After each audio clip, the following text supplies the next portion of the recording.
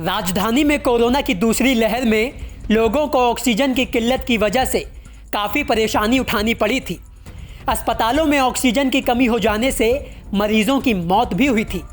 तीसरी लहर में दिल्ली को दूसरी लहर जैसा खौफनाक मंजर ना देखना पड़े, ऑक्सीजन की कमी ना हो, इसके लिए दिल्ली को मेडिकल ऑक्सीजन के मामले में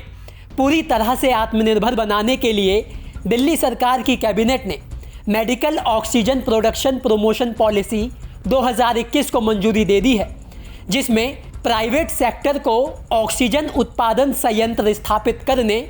ऑक्सीजन टैंकरों में निवेश करने, ऑक्सीजन भंडारण को बढ़ाने के लिए प्रोत्साहित किया जाएगा। यानी कोरोना की दूसरी लहर में दिल्ली के अस्पतालों और नर्सिंग होम में ऑक्सीजन की कमी होने के पीछे जो कारण थे, उसको ध्यान में रखते हुए इस पॉलिसी को मंजूरी दी गई है, जिसका लक्ष्य है कि दिल्ली में कुल 100 मीट्रिक टन तक न्यूनतम 50 मीट्रिक टन क्षमता के लिए लिक्विड ऑक्सीजन प्लांट की स्थापना करना, न्यूनतम 10 मीट्रिक टन के गैर कैप्टिव ऑक्सीजन उत्पादन संयंत्रों और कुल 100 मीट्रिक टन तक अधिकतम 50 मीट्रिक टन की स्थापना करना, अस्पतालों और नर्सिंग होम में न्यूनतम 50 LPM क्षमता के कैप्टिव ऑक्सीजन जनरेशन प्लांट की स्थापना करना,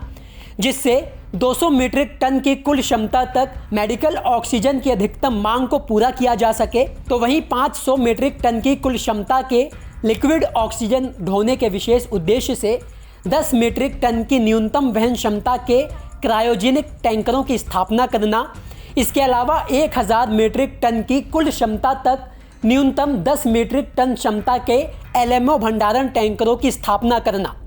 तो वहीं राजधानी में पॉलिसी के तहत प्राइवेट सेक्टर को ऑक्सीजन प्लांट लगाने के लिए सरकार ने प्लांट शुरू करने वाले को 5 साल तक बिजली सब्सिडी के तहत 4 रुपये प्रति यूनिट के हिसाब से बिजली का भुगतान करना होगा।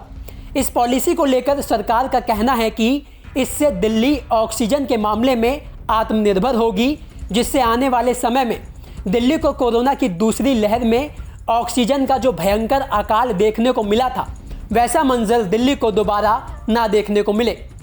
ब्यूरो रिपोर्ट, दिल्ली तक।